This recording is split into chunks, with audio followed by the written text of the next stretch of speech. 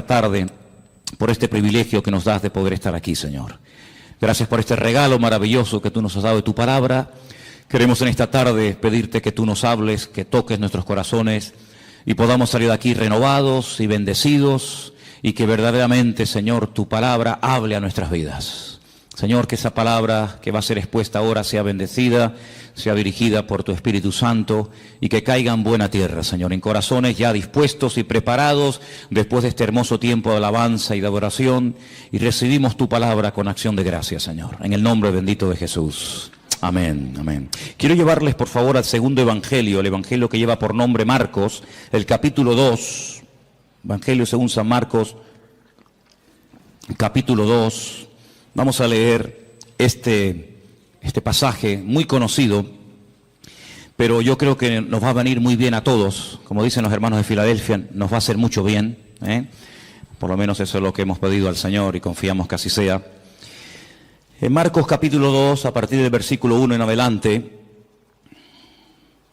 dice que Jesús entró otra vez en Capernaum. Capernaum, Cafer en hebreo significa pueblo, Naún es el lugar o es el nombre del profeta Naún. Así que Jesús utilizó durante algunos años de su ministerio el pueblo de Capernaum, el pueblo donde había nacido y se había criado el profeta Naún, como cuartel general. Y allí, estando en Capernaum, después de algunos días, se oyó que estaba en casa. Lo más probable es que estuviera en casa de Simón Pedro, que vivía justamente allí también en esa ciudad. Y dice que inmediatamente se juntaron muchos, de manera que ya no cabían ni aún a la puerta. Les predicaba la palabra. Versículo 3 dice: entonces vinieron a él unos trayendo a un paralítico que era cargado por 4. Esto es una opinión personal, pero para cargar un paralítico no hace falta 4 personas, con 2 se puede llevar perfectamente. Probablemente el hombre llevaría tanto tiempo acostado que ya el hombre estaba un poquito ya pasado de peso, ¿no? Y entonces hacía falta 4 personas. Es una opinión personal, simplemente, no tiene mayor importancia. Como no podían acercarse a él a causa de la multitud, descubrieron el techo de donde estaba. Eran techos de paja, de hojas de palmera, de tierra, por lo tanto era muy fácil. Y haciendo una abertura, bajaron el lecho en el que yacía el paralítico. Ahora comenzamos a ver cosas muy llamativas, muy interesantes. Versículo 5. Al ver Jesús la fe de ellos, ¿verdad que no habla de la fe del paralítico? En ningún momento. Habla de la fe de ellos, es decir, de los 4 que traían al paralítico, y me llama la atención que dice, al ver la fe. Luego el Señor puede ver la fe. Tal vez nosotros, seguramente no. Pero el Señor dice que cuando vio la fe de ellos, le dijo al paralítico: hijo, tus pecados te son perdonados. Estaban allí algunos de los escribas, los cuales cavilaban en sus corazones, como siempre. ¿Por qué habla este así? Blasfemias dice. ¿Quién puede perdonar pecados sino solo Dios? Conociendo luego Jesús en su espíritu que cavilaban de esta manera dentro de sí mismos, les dijo: ¿por qué caviláis así en vuestros corazones? ¿Qué es más fácil? ¿Decirle al paralítico, tus pecados te son perdonados? ¿O decirle, levántate, toma tu lecho y anda? Ustedes sabrán que es más fácil, ¿no? Si una cosa o lo otro. Pues para que sepáis que el Hijo del Hombre tiene potestad, ha recibido autoridad en la tierra para perdonar pecados, le dijo al paralítico: a ti te digo, levántate, toma tu lecho y vete a tu casa. Entonces él se levantó enseguida y tomando su lecho salió delante de todos, de manera que todos se asombraron y glorificaron a Dios diciendo: nunca hemos visto tal cosa. ¿Cuántos dicen amén? Amén. Qué bueno. Seguramente este pasaje ustedes ya lo han oído en cantidad de ocasiones, lo han leído, lo han escuchado en sermones, etcétera, etcétera. Pero en esta tarde le vamos a dar un enfoque diferente. Porque para entender ciertas y determinadas cosas que Cristo hacía y decía, hay que hacer un esfuerzo y volver a su época. ¿Cómo pensaba la gente? ¿Qué estilo de vida llevaban? ¿Cuáles eran sus tradiciones, sus leyendas, sus costumbres? Y entonces vamos a entender mucho más lo que el Señor dice en este pasaje y lo que a continuación también hace. Primeramente vemos a 4 personas que no se desaniman ante los obstáculos, personas con una iniciativa tremenda, la fe que les motiva es imparable, y cuando llegan a la casa donde está el Señor predicando, al ver que no pueden entrar, no se derrumban, no se vienen abajo, no dicen, bueno, venimos otro día, hoy hay demasiada gente, es imposible llegar hasta donde está el Maestro, mañana volvemos, sino todo lo contrario. Vemos que la fe nos motiva a seguir adelante, a pesar de los obstáculos, a pesar de las dificultades. La fe es el motor que mueve nuestra vida, nuestras acciones, nuestras palabras, nuestros pensamientos. Y esta gente sube a lo alto del terrado, y dice la palabra de Dios, como hemos leído, que hacen un agujero en el techo y descienden a este hombre hasta llegar hasta donde está el Señor. Luego vemos que la fe es el ingrediente indispensable para que tú y yo no nos vengamos abajo en momentos de dificultades en la vida. La fe es el elemento indispensable y más que nunca en estos tiempos para que nuestra vida siga adelante y no se frene ante los obstáculos que van a aparecer sí o sí. Por eso una de las razones por las cuales el Señor nos dio la fe, no solamente es para que inicialmente le conociéramos y tuviéramos un encuentro y una experiencia personal con Él, sino que la fe también nos ayuda a mantenernos, no solamente a alcanzar la salvación a través de Cristo, de sus méritos, sino para que haya una vida de mantenimiento y de proceso y de acceso continuo a las bendiciones del Señor. Vemos que la fe no detuvo a esta gente, sino que la fe les ayuda a vencer obstáculos. Probablemente si no hubieran tenido fe hubieran dicho, vámonos, ¿qué hacemos aquí? Nunca nos va a atender, siempre está ocupado, siempre está rodeado de gente, incluso puede ser que hasta más necesitadas que nosotros. Sin embargo, la fe es algo maravilloso porque nos ayuda a vencer el desánimo, la indiferencia, la apatía, otro día vengo. Por eso es fundamental que la fe que tienes, la vives, la uses, para que cuando te vengan los obstáculos que te van a venir a lo largo de tu vida, de la índole que sea, tú puedas vencer cada uno de ellos y utilizar los problemas como una especie de plataforma o de trampolín para conocer las grandezas y las maravillas del Señor en tu vida. ¿Cuántos dicen amén? Ahora vamos a pasar a las primeras palabras que el Señor Jesucristo le dirige a este hombre. Pero antes de entrar en ellas, yo quiero recordarles que aquí el jueves yo hablé acerca de un pasaje que se encuentra en el Evangelio según San Lucas, creo recordar que era el capítulo 13, donde veíamos a una mujer, no podemos decir cristiana porque no sería el término correcto, pero el término que aparece ahí es hija de Abraham, es decir, era una creyente, ¿sí?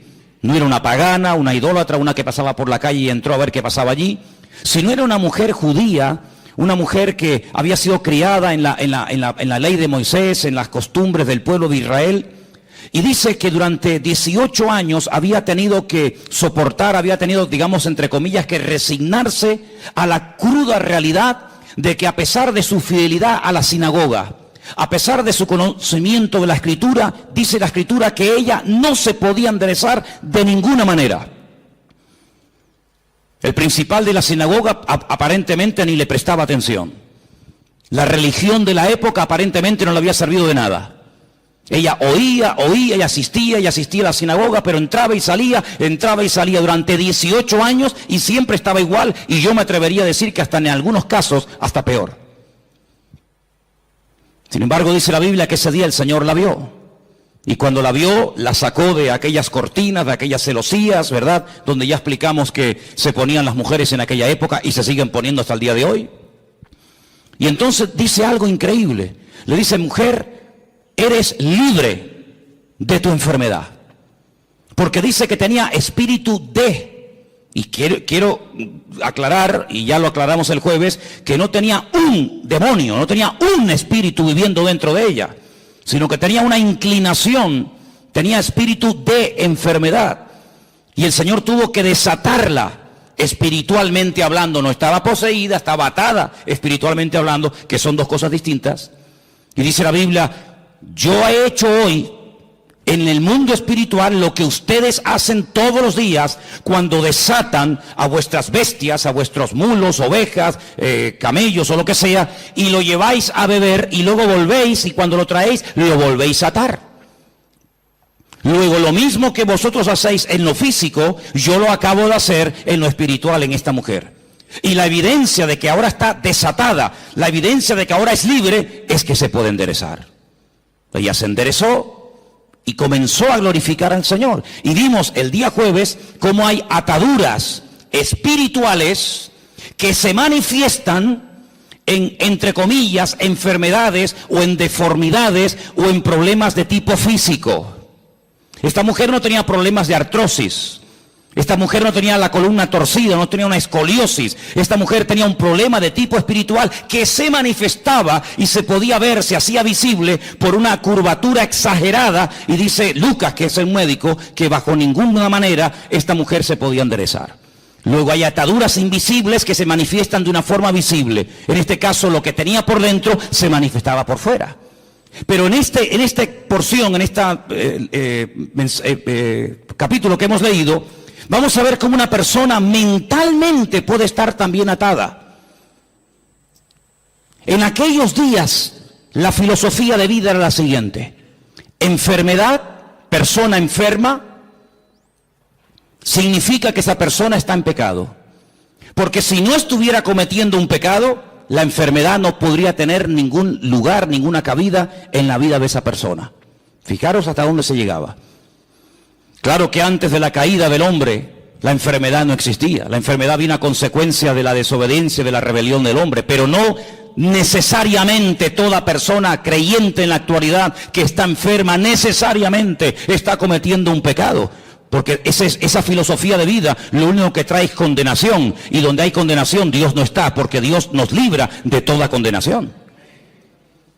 Por lo tanto, en aquellos tiempos, cuando una persona estaba sana, casi rayaba el orgullo, porque decía: estoy sano, porque soy justo, porque diezmo, porque oro, porque ayuno, porque soy buena persona, pero no tanto porque Dios tiene misericordia de mi vida y me da salud, sino porque yo, por mis méritos, casi he llegado a merecerme la salud que tengo. Por el contrario, cuando una persona estaba enferma, automáticamente se le señalaba con el dedo y se decía: ¿ves? Este hombre tiene que estar cometiendo un pecado terrible en su vida y Dios está enfadado con él, y la forma de manifestar que está enfadado es mandándole una enfermedad. Ahora podéis entender el pasaje de Juan capítulo 9, lo habéis leído, ¿verdad? Donde dice la Biblia que los discípulos pasan por un camino y se encuentran a un hombre que es ciego. Y la pregunta que le hacen los discípulos al Señor, ¿cuál es? Señor, ¿quién pecó? ¿Este o sus padres para que este hombre haya nacido ciego? ¿Os dais cuenta cómo ellos toda enfermedad que la persona estuviera pasando en ese momento la relacionaban directamente, causa y efecto, con un pecado que la persona estaba cometiendo? Los rabinos decían en aquella época que hasta que todos los pecados de la persona no fueran perdonados, nunca podría ser libre de cualquier enfermedad que tuviera. Ahora, con esta información, volvamos al pasaje.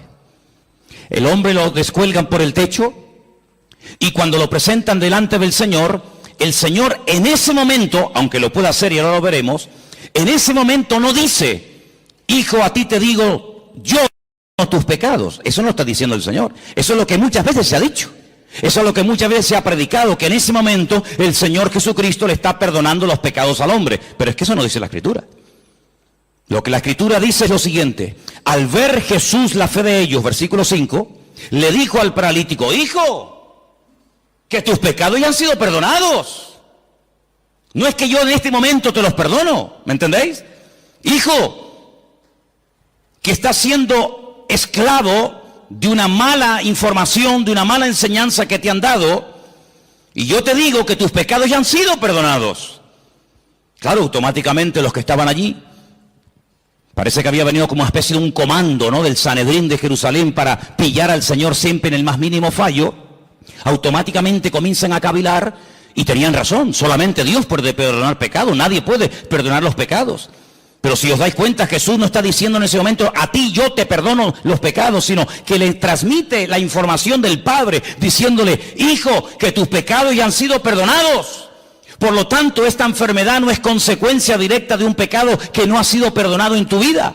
Fijaros hasta qué punto esto estaba interiorizado, enraizado en la cultura de la época, que si ustedes vienen conmigo un momentito al Antiguo Testamento, a 2 de Samuel capítulo 12, ahora vamos a volver aquí, pero en 2 de Samuel capítulo 12, cuando el profeta Natán llega al palacio del rey David a decirle, a amonestarle acerca del pecado que ha estado cometiendo,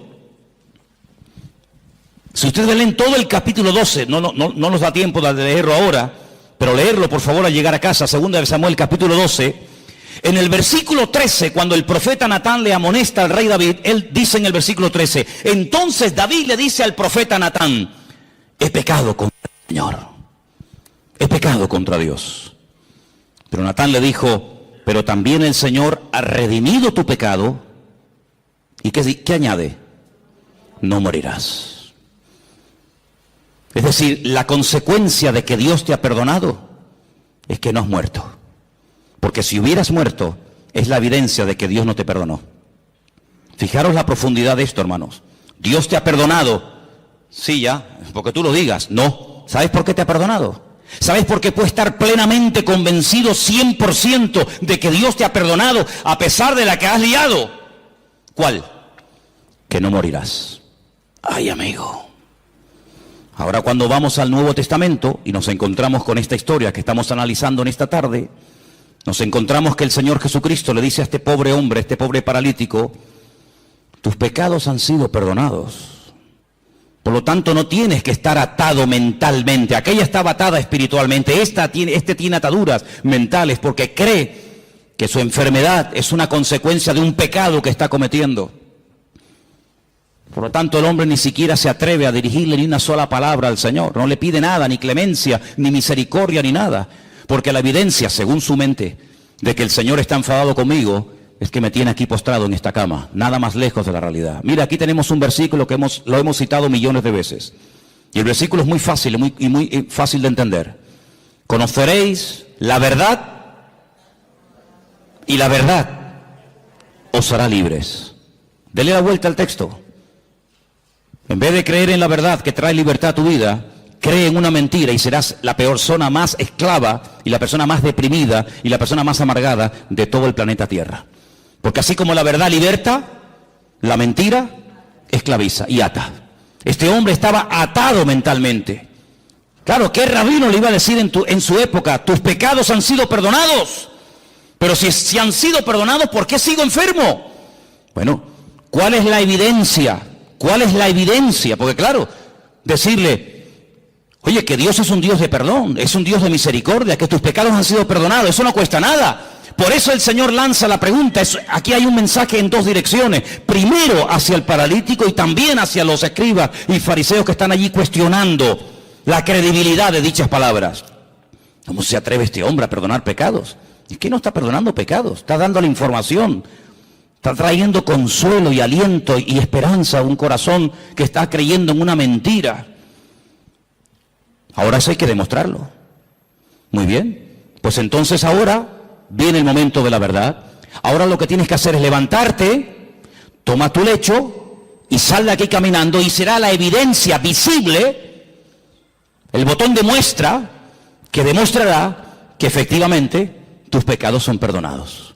El hombre toma su lecho, se levanta, se va, y el texto termina diciendo que glorificaron a Dios, se quedaron asombrados y dicen, nunca, claro, nunca hemos visto tal cosa, porque nunca le habían enseñado eso.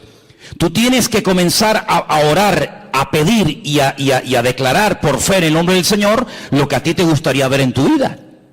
El gran problema es que muchas veces nuestras palabras, hermanos, son un obstáculo para que la gloria del Señor y el poder de Dios se manifieste en nuestra vida. ¿Quieres ver bendición? Habla bendición. Siembra tomates si quieres cosechar tomates. ¿Quieres cosechar patatas? Pues no siembres tomates, tienes que cosechar patatas.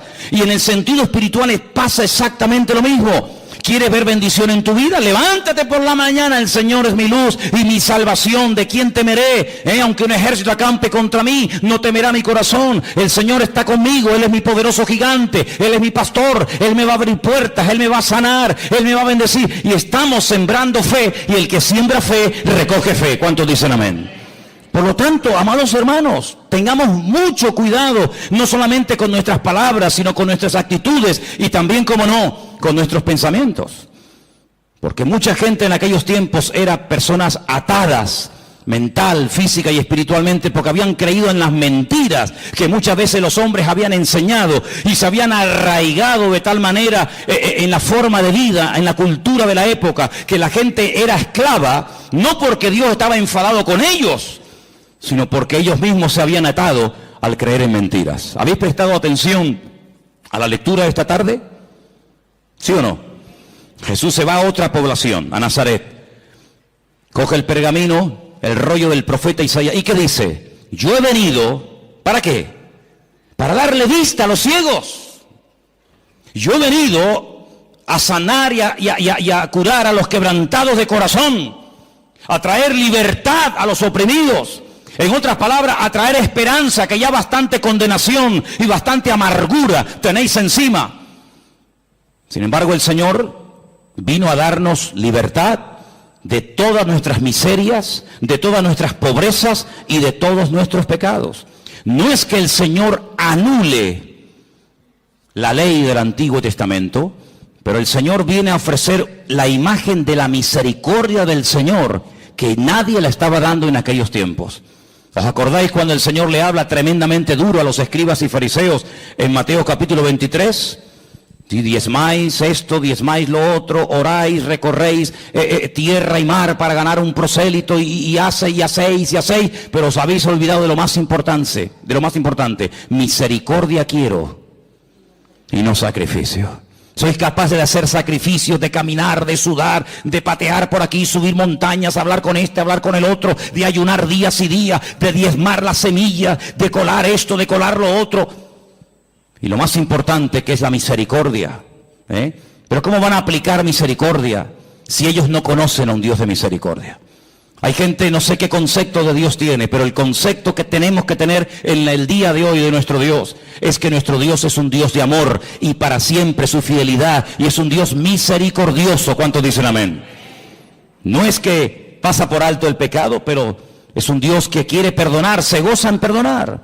Ahora, la Biblia nos enseña que cuando, por ejemplo, el rey David pecó y desobedeció contra el Señor, ya no mataba en la proporción en la que lo hacía al principio, sino que ya obtenía victorias, pero no en la medida que las hacía al principio.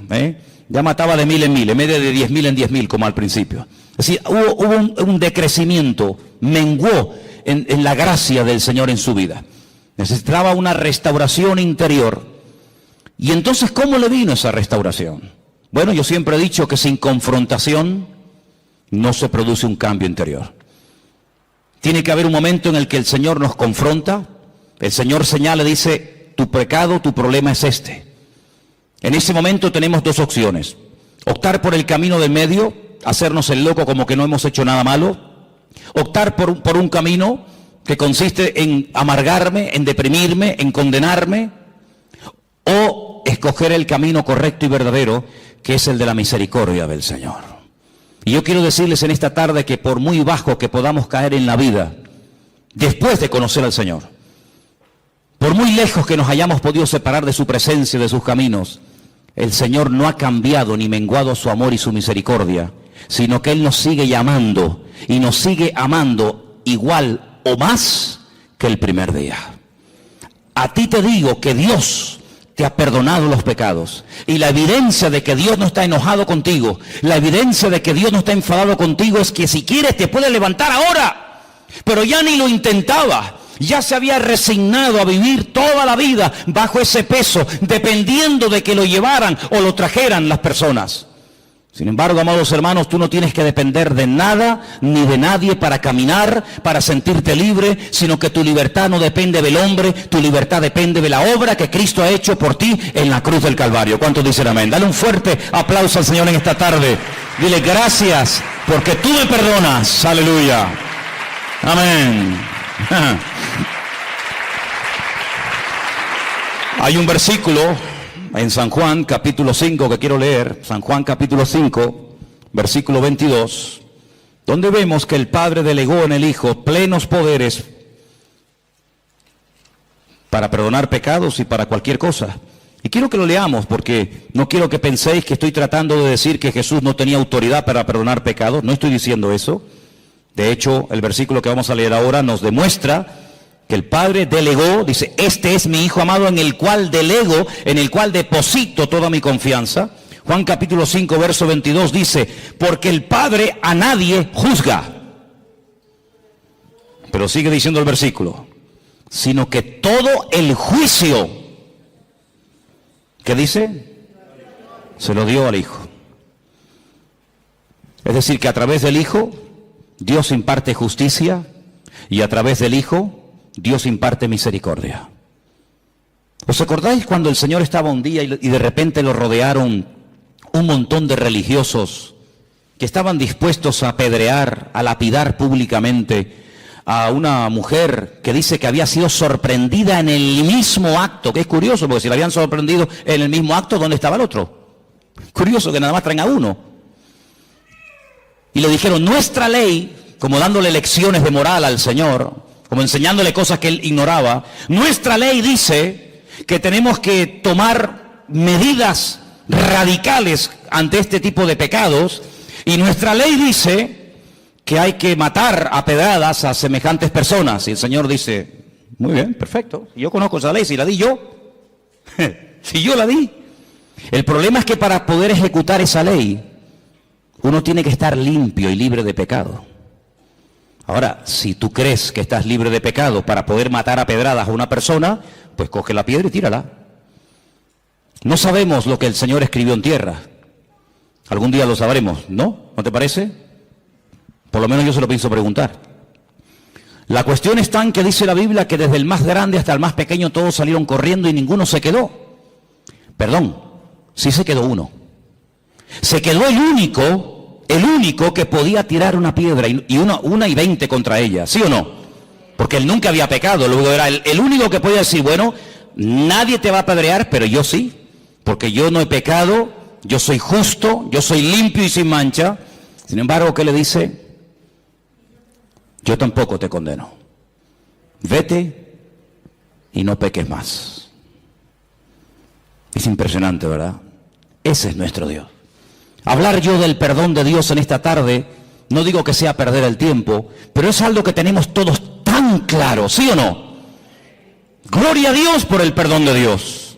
Gloria al Señor que vemos que perdona al ladrón en la cruz sin haber hecho ningún mérito para ser perdonado. Gloria a Dios que perdona a la mujer adúltera que según la ley de la Torá de Moisés merecía la muerte. Gloria a Dios que perdonó a Pedro a pesar de que le traicionó o le negó. Ponle el adjetivo que quieras. Gloria a Dios que no hay pecado que Dios no pueda perdonar. Hablar del perdón de Dios, hermano, para nosotros no es una predicación, es una realidad. Es algo que hemos experimentado. Todos los que estamos aquí, o la inmensa mayoría, sabemos que el Señor, tanto antes como después de haberle conocido, nos ha tenido que perdonar muchas veces, ¿sí o no? Porque claro, siempre cuando hablamos de perdón y de misericordia, parece que tenemos que volver a nuestra vida anterior a conocerla al Señor. No, yo no hablo de esa, yo hablo después de haberle conocido. O es que después de haberle conocido no hemos roto nada. Es que después de haberle conocido no hemos caído tropezado y pecado. ¿Hay alguno aquí así?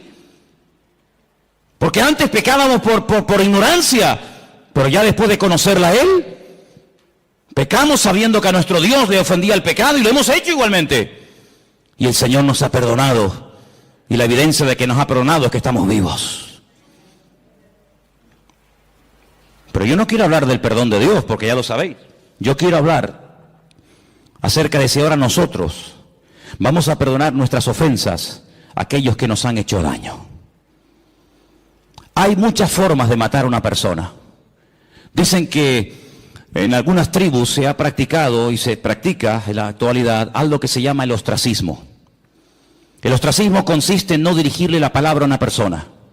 En una tribu, cuando alguien cometía un delito, un pecado, un error contra la tribu, pues lo dejaban vivir en la tribu, pero nadie podía hablarle, nadie podía saludarlo. No había ningún contacto físico, ni palabras, ni conversaciones, ni buenos días, ni buenas tardes, ni nada, ni por ahí te pudras. Cuenta la historia, hay muchos casos en la historia de personas que morían de pena, de tristeza. Incluso cuentan algunos casos en algunas tribus que la gente iba y se despeñaba, se lanzaba, optaba por el suicidio, porque era tan grande la carga continua y permanente. Y encima te lo recordaban cada 10 minutos o cada 5 minutos que la gente optaba por quitarse la vida. Cuando vamos al Nuevo Testamento encontramos la famosa oración modelo del Padre Nuestro, que en cierta medida, si conocéis lo que era el año de jubileo, está basado en eso.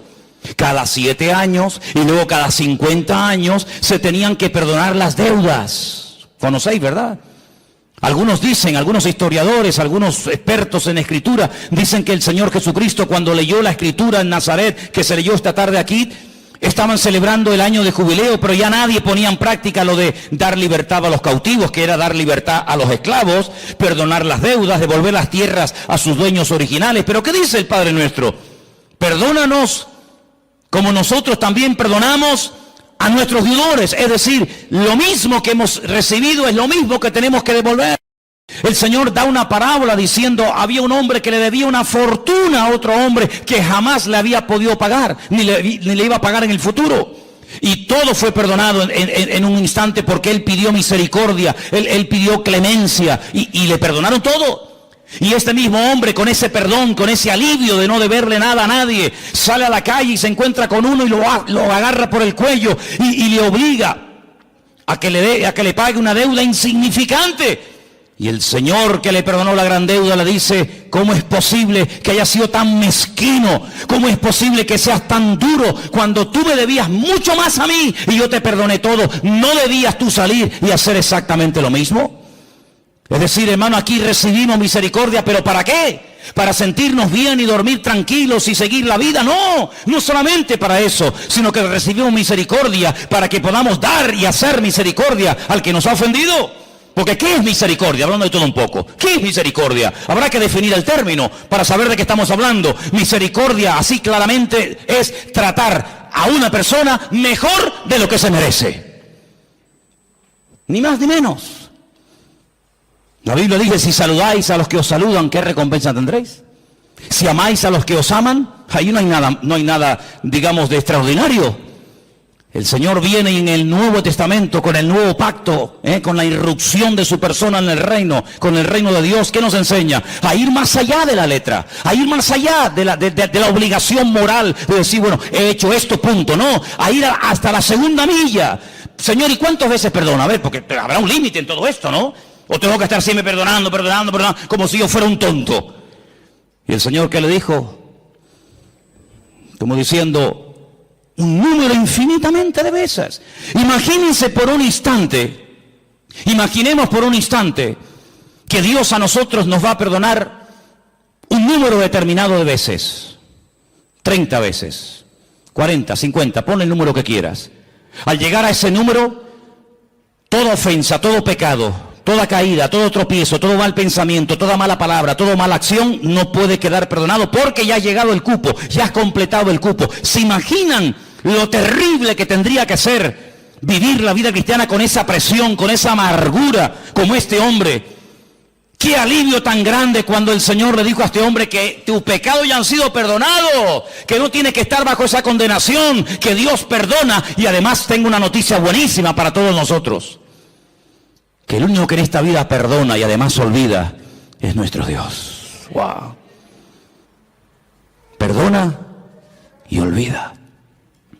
Nosotros no podemos olvidar, pero sí podemos hacer de la herida un punto fuerte y aprender que en la herida, cuando el soldado cae y es restablecido, el soldado se levanta con mayor fuerza porque ha visto en su vida la mano y el perdón de Dios. ¿Y saben quién es la persona que más ama? Según la Biblia, la persona que más perdona. Dice, al que mucho ama, mucho se le perdona. Al que poco ama, poco perdonador es. Es decir, que la esencia de Dios es un Dios de perdón. Me preguntaba yo en estos días, en esas conversaciones que tengo yo conmigo mismo, cuando voy por la casa, y os he dicho en estos días que si me veis hablando solo, no es que esté loco, sino que yo hablo mucho solo. Y yo me preguntaba, decía, ¿cuándo le pidió Adán perdón al Señor? ¿Sabéis? Cuando Adán, cuando peca, dice, ¡ah! Hemos pecado. Eva, ¿qué hemos hecho? Le hemos liado. Hemos desobedecido al Señor, le hemos fallado, hemos pecado. ¿Cuándo le pidió Adán y Eva perdón al Señor? Que yo sepa, en mi Biblia no veo nunca que Adán y Eva le pidieron perdón al Señor. Pero antes de que Adán fuera consciente de la que había liado, antes de que fuera expulsado, antes de que comenzara a sufrir en lo físico, en lo espiritual, en lo familiar, etcétera, etcétera, las consecuencias de su pecado, ya el Señor fue por delante de él y lo vistió con pieles de animales. Luego tuvo que haber un derramamiento de sangre, porque que yo sepa, para arrancarle la piel a un animal habrá que matarlo, no lo va a hacer en vida, ¿no? Tuvo que haber un derramamiento de sangre, y cada vez que Adán y Eva veían esas túnicas que le habían hecho el Señor a su medida, no le quedaban